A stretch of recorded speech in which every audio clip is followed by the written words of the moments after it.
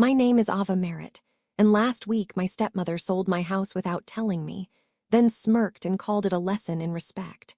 But what she doesn't know is I have something that could burn everything she's built to the ground. I've waited long enough. Now I'm ready to fight back.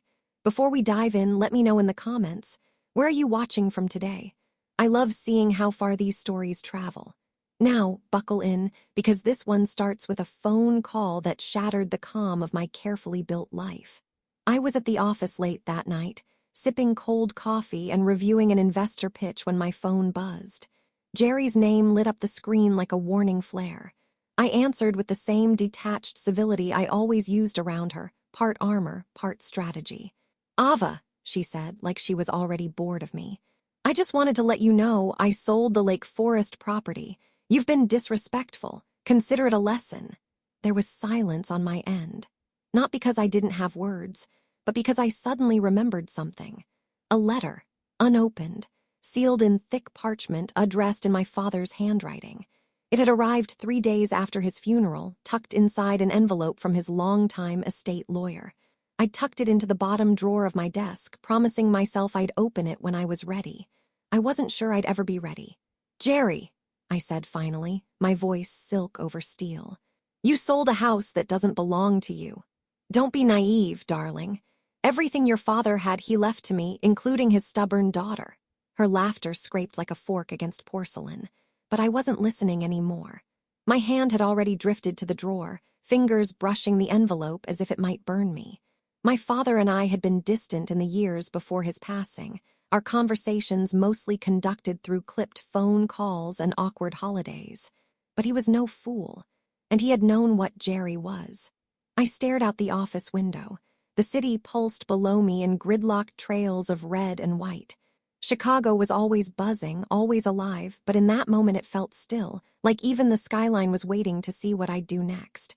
"I hope you enjoy the view while it lasts," I said finally. "Excuse me." Click. I ended the call and laid the letter gently on the table. My fingertips hovered at the seal. For months, I'd avoided it out of guilt, out of grief. I'd convinced myself it was full of sentiment I didn't want to face. But now I needed answers. The envelope gave way with a soft tear. Inside were 2 folded pages, his handwriting neat and deliberate. The first page was personal, filled with lines that made my throat tighten.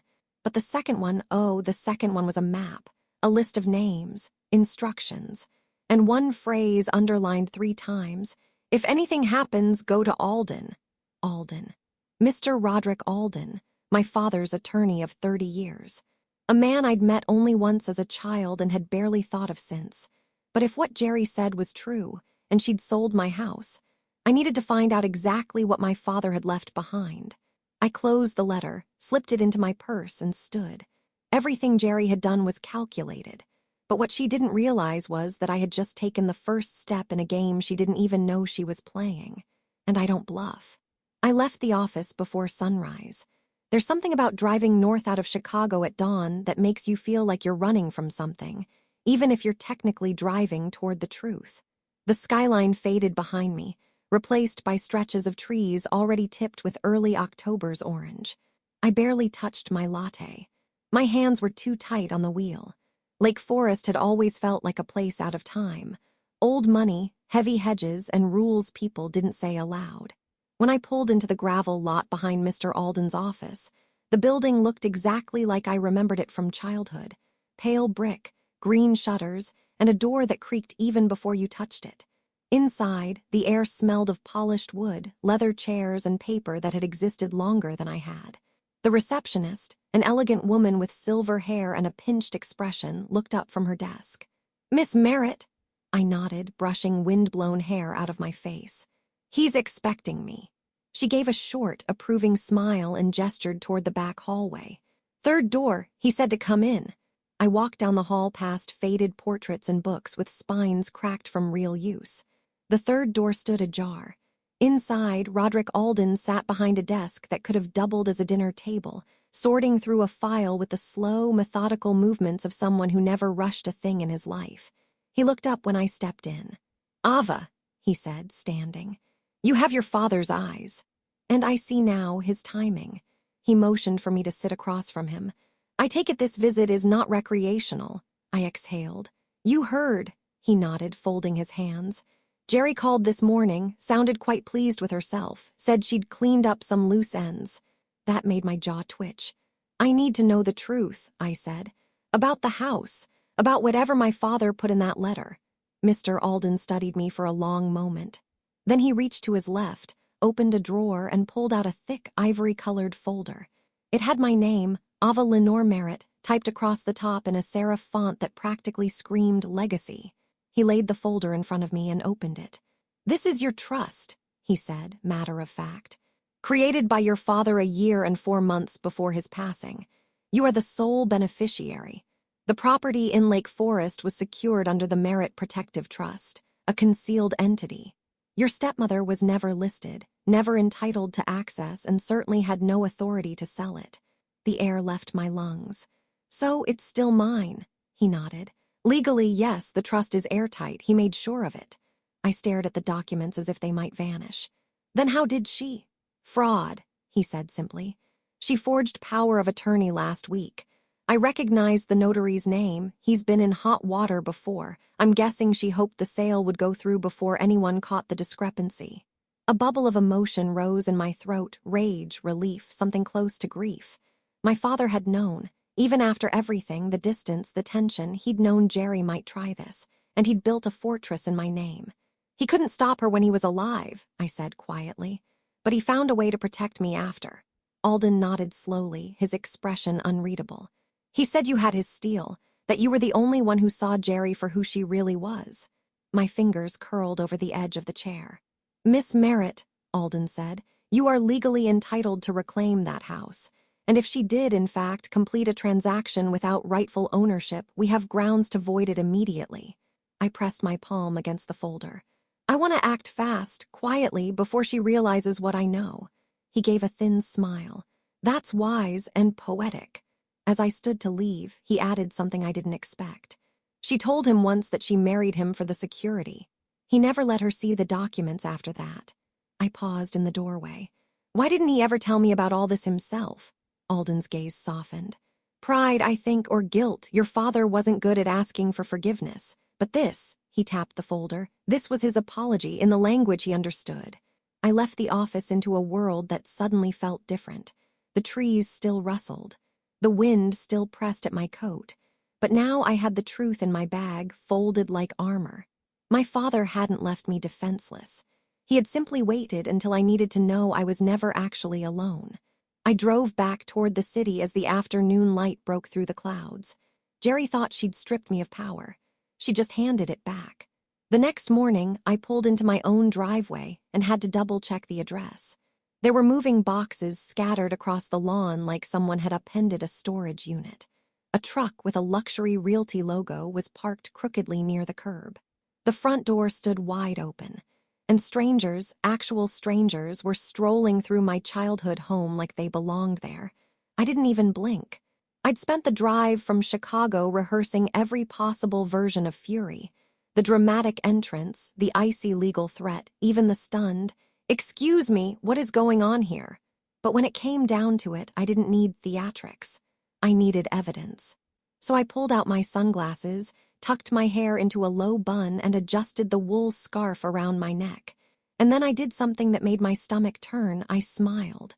"Hi there," I said breezily as I stepped up the porch. A woman in heels and an overly aggressive houndstooth coat turned to look at me, clipboard in hand.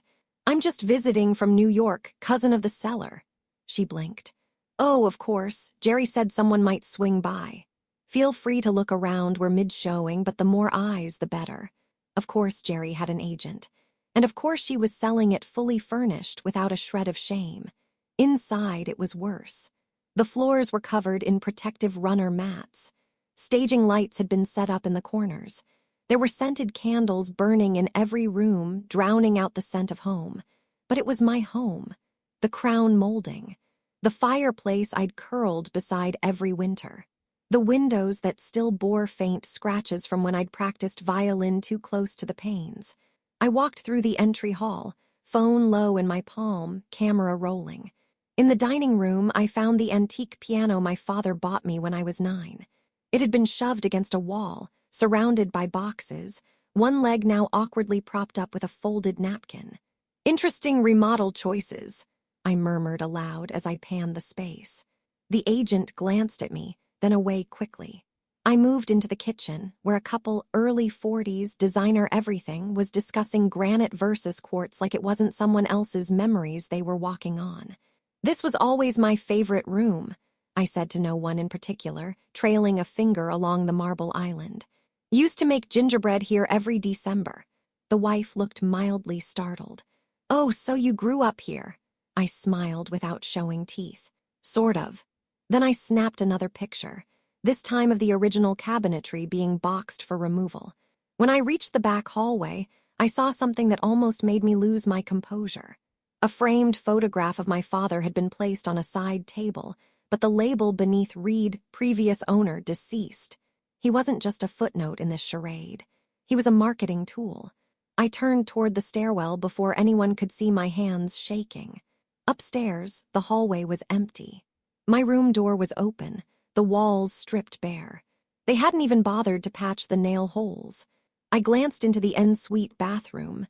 Same mint tiles, same curtain I picked when I was 13, now drawn halfway across as if someone had half-heartedly pretended to update it. They were erasing me in real time. Downstairs again, I stood by the front window and snapped a full panorama shot of the open house chaos. "Looks like a great turnout," I said to the agent, who looked increasingly unsure of my presence. "Remind Jerry to call me later," I added smoothly. "She and I need to go over a few things." Then I walked out, no screaming, no scene, just quiet, deliberate retreat, because this wasn't the place for the fight, not yet, but soon. The next morning, I traded heels for flats and a tailored coat for a trench. I wasn't dressing for war, I was dressing for clarity. The Cook County clerk's office sat in a low brick building just off a quiet intersection, the kind of place where time moved slower and the real decisions, legal ones, were carved into records, not shouted into existence. Inside, fluorescent lights buzzed faintly overhead as I made my way through the security checkpoint and down a long corridor lined with plastic chairs and worn-out posters. I carried only one bag, a structured leather tote that held exactly what I needed: the sealed trust documents from Alden, 2 printed copies of the forged property sale Jerry had filed, and a picture of my father with me on the front porch of the house she tried to sell. When I reached the records window, I asked for Martin.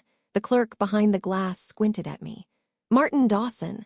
"Yes," I said. "Tell him Ava Merritt's here, daughter of Raymond Merritt." The man's expression shifted subtly. "Wait here." 2 minutes later, a tall, broad-shouldered man in a blue vest walked into view. His hair was mostly gray, and the moment he saw me, his eyes softened. "I haven't seen you since you were, 12, 13, I smiled. "I think I tried to sell you a drawing of a horse when I was 9. He chuckled. "It was a terrible horse. Still got it in my office."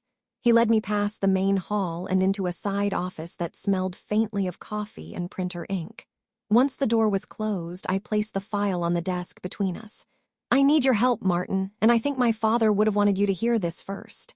He raised a brow but didn't speak, just opened the folder and began flipping through the pages. Halfway through the trust paperwork, he muttered, "Damn," under his breath.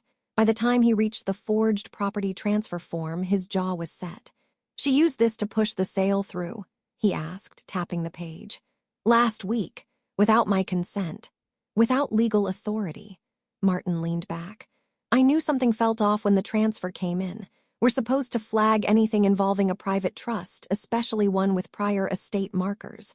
But it came through late Friday afternoon, quiet docket, short-staffed. She got lucky."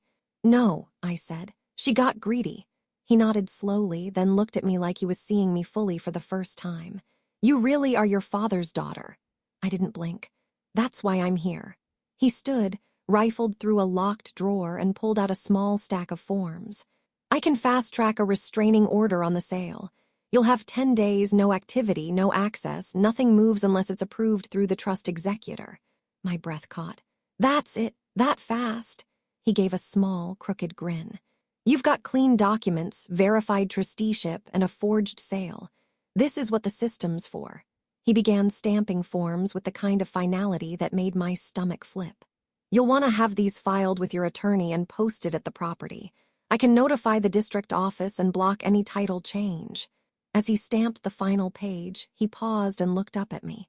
"You know," he said, "your dad used to come in here with handwritten notes just to check on how the trust system worked. He always said you'd be the one with sense." My throat tightened. "Thank you, Martin." He slid the signed paperwork into a manila envelope and handed it to me.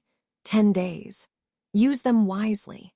I walked out of the county clerk's office not just with paper in hand, but with leverage. The first card had been played, and it was mine. The restraining order gave me 10 days. I planned to use every one of them like a blade. That afternoon, I drove to Evanston, just far enough from the city to breathe, but close enough to feel like you could still turn the world upside down if you wanted to. Liam worked out of a corner booth in a cafe that hadn't changed since college. Same chalkboard menu, same wooden tables polished by elbows and whispered secrets. When I walked in, he was already there, hoodie zipped, laptop open, headphones looped around his neck like a halo. He looked up and grinned. "Ava Merit, as I live and breathe." I slid into the booth. "Still living, breathing's been optional lately." He gave a low whistle. "I heard something about the house, but I figured you'd call when you were ready to set something on fire." "That's why I'm here," I said, pulling a flash drive from my coat pocket. "I need you to find everything, financials, emails, real estate history. If Jerry so much as jaywalked in the last 2 years, I want to know." He took the drive, nodding slowly. "This her personal drive?" "No, mine, but it has photos of documents I found. Contracts, sale listings, bank transfers she tried to hide. And a file labeled GW, do not trust." He arched a brow. "That sounds delightfully ominous." I glanced around. The cafe was half full. A couple working on resumes, someone grading papers, no one listening. "She sold the house under forged authority," I said quietly. "Claimed it was hers to sell. Turns out my father placed it in a trust with me as sole beneficiary. Jerry was never even a blip on the paperwork." Liam leaned back, exhaling slowly. "She went full fraud." "Boldly and stupidly," I said. "Here's the problem. If she was willing to fake a sale and risk being caught, that means this isn't the first time." He nodded, tapping at his laptop, eyes scanning something unseen. "You want a pattern." "I want a history," I said. "I want motive, mistakes, proof." The server arrived with our drinks, mine, a lavender latte, Liam's a black coffee with a shot of something unpronounceable. We clinked cups like conspirators. Liam took a sip and narrowed his eyes at me.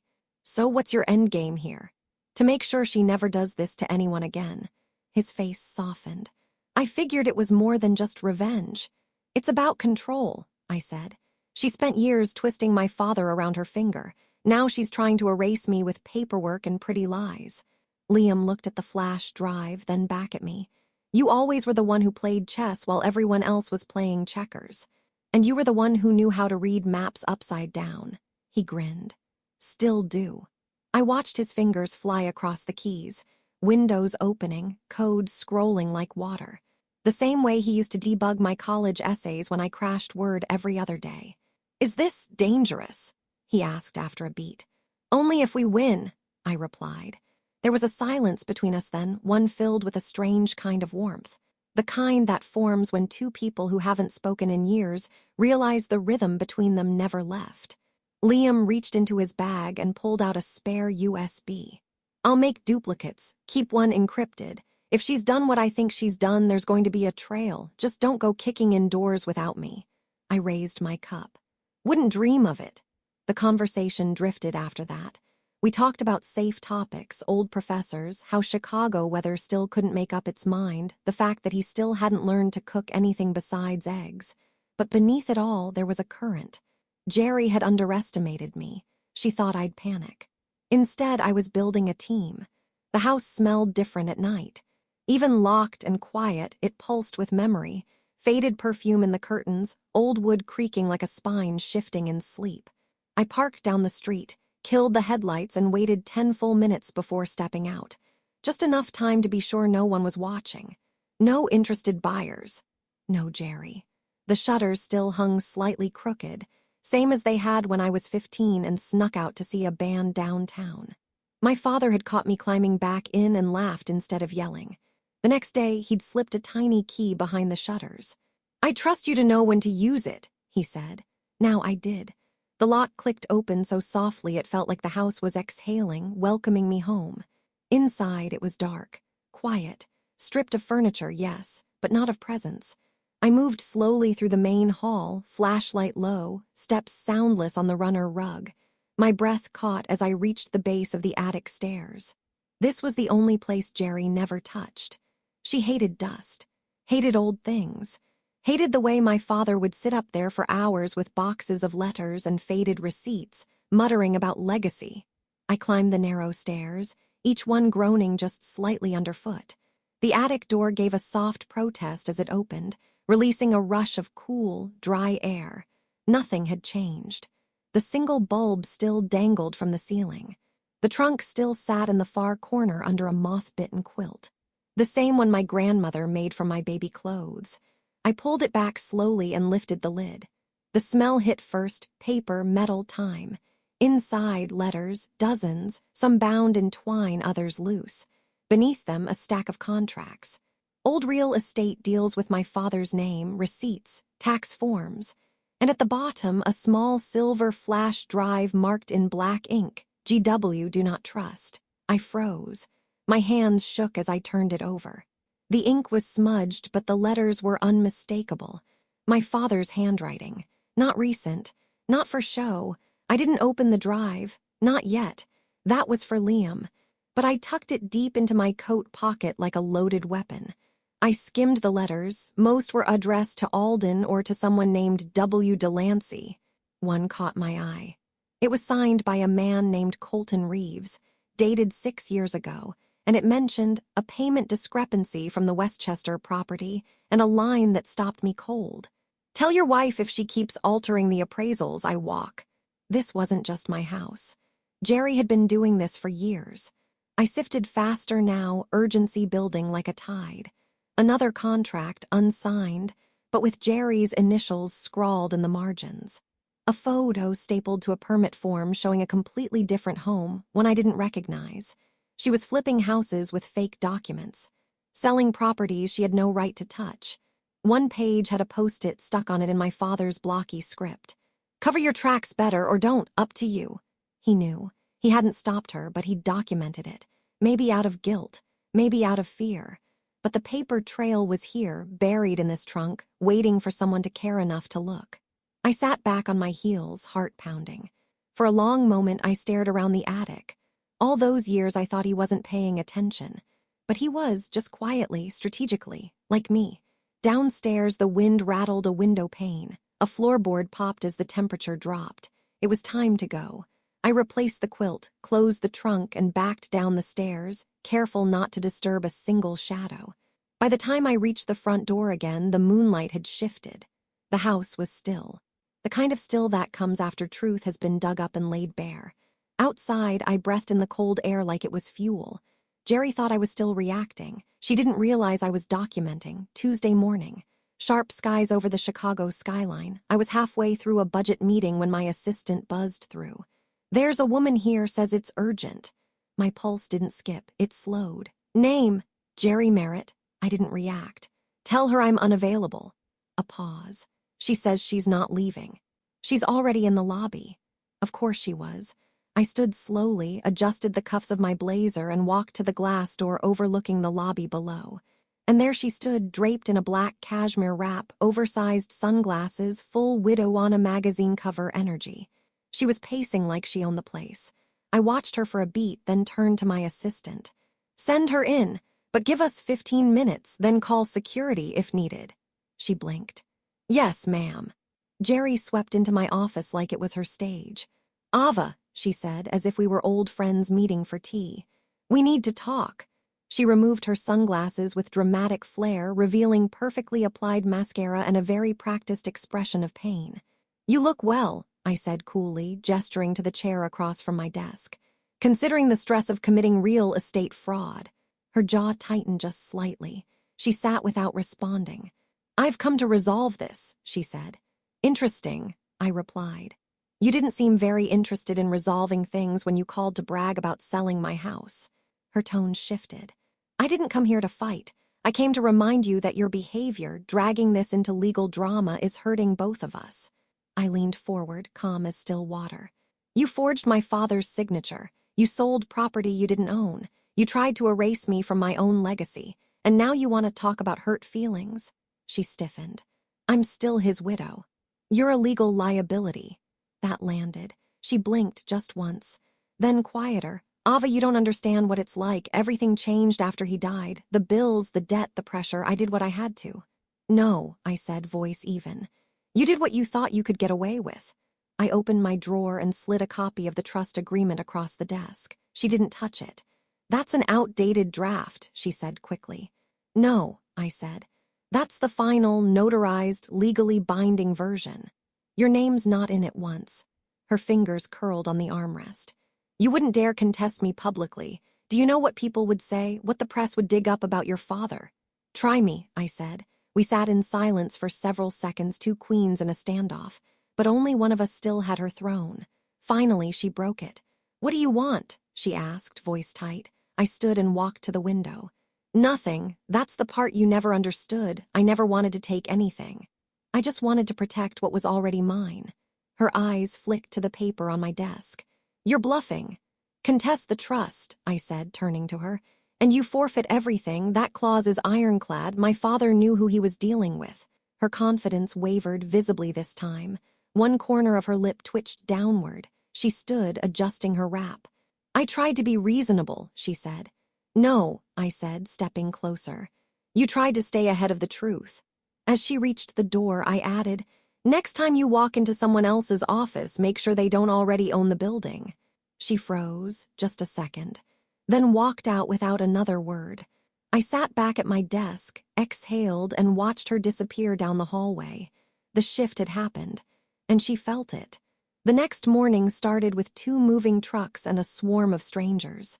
I was still in sweats, coffee barely touched, when my phone lit up first with a text from Liam. "Are you seeing this chaos on the street cams?" Then a call from my neighbor, Mrs. Kaplan. "They're back with trucks, 2 of them, and people, lots of people."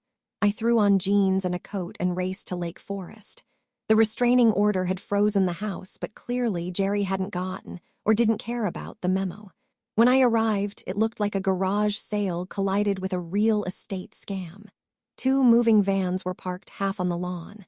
People were hauling out furniture I hadn't seen in years, an armoire from my parents' bedroom, my grandmother's cedar chest, even the antique globe bar my father used to keep locked. And then came the yelling. "I paid for that dresser. She promised us we'd get first dibs on the heirlooms. Where is she? I brought the cash." It hit like a slap. Jerry hadn't just tried to sell the house, she'd sold pieces of it, promised antiques under the table, maybe even taken deposits.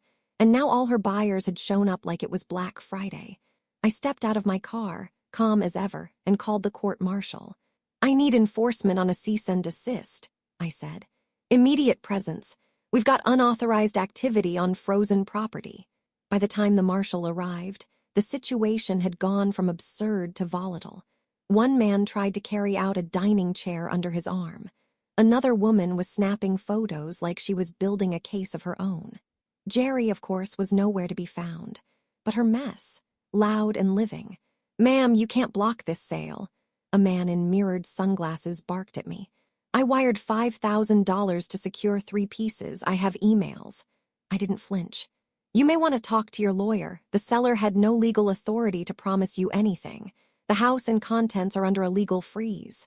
The marshal stepped in, firm and loud. "All unauthorized persons must vacate the premises immediately. This is an active court injunction. Any further movement of property will be considered a violation." Chaos broke into grumbles and reluctant exits. Someone shouted from the curb. "She said she'd clear out the stuck-up daughter and make it all clean." A different voice added, "Well, looks like the daughter cleared her out instead." I caught that one. I stood in the center of the lawn, press gathered across the street now, cameras angled like vultures. A neighbor filmed from their porch. Someone in a car whispered my name. The narrative was slipping from private grievance to public drama. Perfect. Let them whisper. Let them film. I wasn't the one caught with a dozen secret buyers and a fake deed. I stayed long enough to ensure the house was cleared, the trucks turned away, and the court tape reaffixed across the gate. Then I left, head high, coat clean, heart thudding beneath the fabric like a war drum. Later, a clip made the local news. Fraudulent estate sale erupts in Lake Forest. Buyers allege deceit, fake promises, and antiques sold under the table. Property linked to the late Raymond Merritt under legal dispute. They didn't mention my name, but they would. Soon. By Thursday, my name was back on the deed, but not yet off the gossip circuit. The scandal had spread fast, faster than I expected. One clip from the news station had been reshared more than 10,000 times, and although I hadn't spoken publicly, people were already filling in the blanks. Some said I was battling a gold-digging stepmother. Others said I was a bitter daughter chasing headlines. One blog even suggested I was doing it for clicks. None of them had the whole truth. But today, that didn't matter. Because today, I had a meeting with Donna Hands. If Roderick Alden was my father's legacy attorney, Donna was the litigator who cleaned up other people's messes, usually with a smile that could slice glass. Her office smelled like eucalyptus and contract ink. Her paralegal offered me a bottle of water I didn't take. When Donna walked in, she didn't waste time. "I reviewed the documents," she said, setting her tablet on the table. "The trust is clean. The sale was forged. You're in the right. But if we escalate this to a full fraud claim..." I met her gaze. "You're not going to scare me off with ifs." She nodded once, measured. "Good. Then let's talk about reality." She paced slowly as she spoke, fingers laced together like a professor giving a lecture. "If you file fraud charges, civil and potentially criminal, Jerry will be under investigation for misrepresentation, forgery, and possibly interstate wire fraud depending on how she transferred funds. The court will subpoena her bank records. Every past transaction will be examined, including anything tied to your father's assets." I nodded. "Expected. Which means," she added, "your finances may come under scrutiny too, not because you've done anything wrong, but because that's how these proceedings work. Once the doors open, they open all the way." My jaw clenched. "You think I care? I think you care about your name, your privacy, your peace." She wasn't wrong, but peace wasn't the goal anymore. She slid a paper across the table. "This is the complaint draft. It outlines your case. Jerry's unlawful sale, the forged notary, the financial promises she made without ownership, and your documented trust claim. If filed, we notify her counsel and the DA." I looked down at the page, my name, her name, and the word fraud stamped in bold. Part of me expected to feel fear, but all I felt was certainty. "She used my grief as a cover," I said. "She used my father's name to scam strangers. Now she's trying to spin this like I'm the one who's destroying the family." Donna's eyes flickered with approval. "And yet you've kept your mouth shut, you've played clean." "For now," I said. She sat. "So what do you want to do?" I didn't hesitate. "File it." She reached for her pen. "Once this is submitted, things will move quickly. There will be subpoenas, interviews, and attention." "I'm ready." She paused, pen hovering. "It won't be pretty. It'll be honest." Donna clicked the pen and signed the bottom. "Then we escalate." I watched the ink settle like a gavel dropping in slow motion. This wasn't about punishing Jerry anymore. This was about claiming space, protecting what was mine, not just the house, but the name behind it, my father's and mine. Donna stood and extended her hand.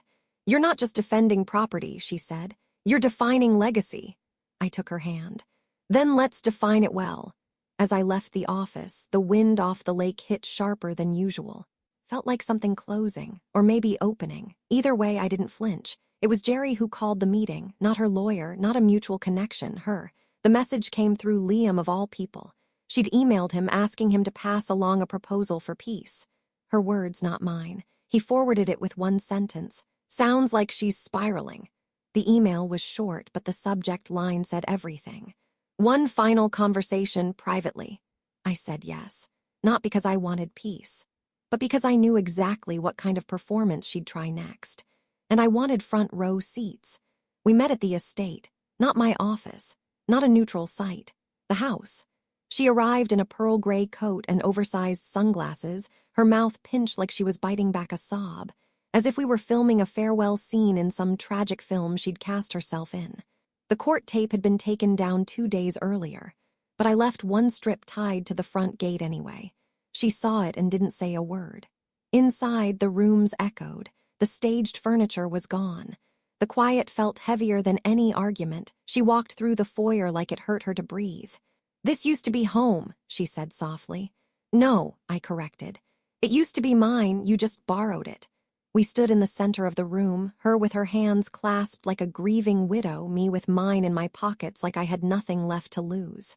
"I came to offer a solution," she said. "One that saves both of us." "I'm listening," I said, though I already knew what was coming. "You drop the claim, I disappear, you get the house, the name, the quiet. I get a settlement, just enough to move on, no court, no scandal, no more tearing each other apart." I stared at her. "You want to walk away," I said slowly. "After selling what wasn't yours, after dragging my father's memory through the mud, after turning my legacy into a garage sale." Her face twisted just a little. "I made mistakes." "No," I said, voice low. "You made bets on my silence, on my grief, on my unwillingness to fight you, and you lost." She took a shaky breath. "You really want to go through with this, with court, with everything that comes with it. You'll be dragged, Ava. The press doesn't care about truth." "I know," I said. "That's why I'm not doing this for them." I stepped closer, close enough to watch the last thread of confidence unravel in her eyes. "You told me once respect had to be earned, so let's teach a lesson, Jerry, together." Her lip trembled, but she covered it with a bitter smile.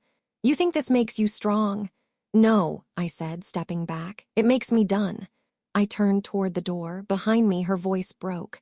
"You'll regret this." I didn't turn. Instead, I opened the door, let the autumn air slice through the space between us, and said without looking back, "I already regret trusting you, but this is justice." She didn't follow. She didn't speak again. And I didn't stop walking until the sound of her heels had faded into silence. Probate court doesn't look like justice. No mahogany benches. No thunderous declarations.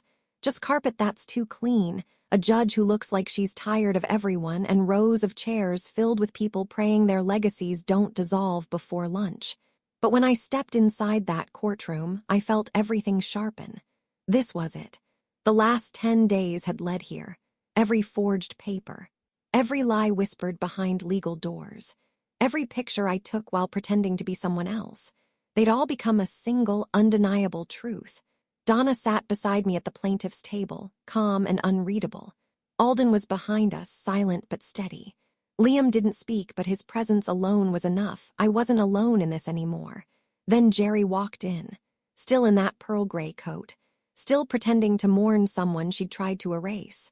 Her lawyer shuffled beside her, avoiding eye contact. The judge called us forward, and then it began. Donna was like a scalpel, methodical, clean, and lethal. She laid out the trust, line by line, showing how my father had shielded the house in a concealed document months before he passed. Then came the sale, a forged notary signature, a falsified power of attorney, and a deed transfer processed under the guise of grief. "She did not own the property," Donna said, her voice steady. "She had no right to authorize a sale. And yet she did, knowingly and for personal gain." Then came the flash drive. Liam had decrypted it completely. In it were emails, wire instructions, and 3 separate property deals where Jerry had posed as executor, most of them outside Illinois, 2 still under active investigation. And then I was called to testify. I stood behind the witness box and met Jerry's eyes across the courtroom. For once, she didn't blink. She just stared like she still believed she could rewrite the ending. But not this time. "I didn't want to fight," I said. "I didn't want this in public, but I wasn't going to let someone rewrite my family's story with a forged pen." The judge leaned forward. "And what do you hope the court decides today, Ms. Merritt?" I didn't pause. "I want the sale voided. I want my home back. I want the record to show that Jerry Merritt never owned what she tried to sell. And I want it known that she used my father's death to defraud not only me, but others." Jerry's lawyer mumbled something about emotional bias, but it barely made it to the judge's ears. Then the ruling came. Fast, brutal, final. The house sale voided. The forged documents entered into the fraud case. Jerry Merritt banned from managing or benefiting from any remaining part of my father's estate. The judge's gavel dropped. and Jerry's scream echoed like thunder. She stood, yelling something incoherent about betrayal and injustice, but the bailiff was already moving. Her lawyer tried to calm her, but she batted his hand away. "You think you've won," she shrieked at me. "You think this makes you better than me." "No," I said quietly. "It just proves I'm not you." She was escorted out, still muttering threats. And I stood there in the stillness that followed, feeling something I hadn't felt in months: relief. The kind that seeps into your bones. The kind that doesn't come with applause or triumph, but with closure. I walked out of that courtroom with more than a ruling. I walked out with my name intact. My house protected. My story finally mine again. 3 weeks later, I set the table on the back porch and exhaled for what felt like the first time in years. The wind smelled like leaves and toasted wood. Someone down the block was burning cinnamon-scented candles again, and the trees outside my yard had turned to gold. Everything looked exactly like it used to, except now it was mine again. The restraining order was permanent. The fraud case was in motion. Jerry had gone dark, her attorney claiming no comment to every question lobbed his way. And while my name hadn't made front-page headlines, the truth had carved itself quietly into the right places. That was enough. I brought out a tray of wineglasses just as the doorbell rang. One by one they came. Liam first, naturally, with a bottle of red and a smug smile. "You look suspiciously relaxed for someone who just dismantled a real estate scam." I grinned. "I've discovered a radical new drug called rest." Next came Donna, still in heels, briefcase in tow, because even off-duty she dressed like litigation might break out mid-toast. "Don't you dare apologize for the mismatched silverware," she said, kissing my cheek. "I've eaten conference meals with plastic forks for 20 years. Then Alden, carrying a ceramic dish wrapped in linen. "My wife insisted I bring actual food," he said. "Apparently wine doesn't count." And finally, Maya, my oldest friend.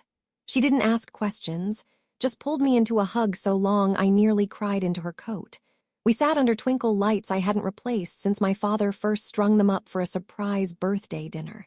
He'd been so proud of that moment, burnt burgers, soggy cake and all. Back then, I didn't think I'd ever have nights like this again. But here we were. I served roasted chicken, mashed sweet potatoes, and apple galette from the bakery on Wabash. We passed dishes and laughter like it was currency, trading sarcasm for memories. "You know," Donna said mid-bite, "I half expected Jerry to fake an injury and sue you for trauma." "She still might," I replied. "But good luck doing that from a county she doesn't legally live in." Liam raised his glass. "To Ava, who kept receipts, kept calm, and kept her foot on the gas." "To Ava," they all echoed. I felt the warmth spread from my cheeks to my chest. Not just from the wine, from them, from this. We didn't talk about the court case much, or the scandal, or what it meant to win something that shouldn't have needed a war. Instead, we talked about what came next. Alden mentioned retirement. Donna was considering opening her own firm. Maya had enrolled her daughter in piano lessons at the same studio where we learned fur-elise on sticky keys. Liam asked if I'd considered writing a book. "Only if it ends with me running away to Italy," I said. He smiled. "Plot twist. You rebuild here instead." I looked around the table, at faces that showed up when things got ugly, at hands that typed motions, delivered files, baked casseroles when I forgot to eat, at people who saw me at my lowest and stayed. "No," I said. "We don't rebuild what they broke, we build better." They raised their glasses again. No one said anything this time. They didn't have to. The stars came out slow and shy, like they, too, had been waiting for quiet after a storm. Later, when the plates were cleared and the fire pit lit, I walked barefoot to the edge of the yard. The rose garden my father planted was still wild, still blooming. I hadn't touched it during the entire ordeal, but it had survived anyway. Like me, I knelt, brushed away a few fallen leaves, and whispered to no one and everyone at once, "We're home."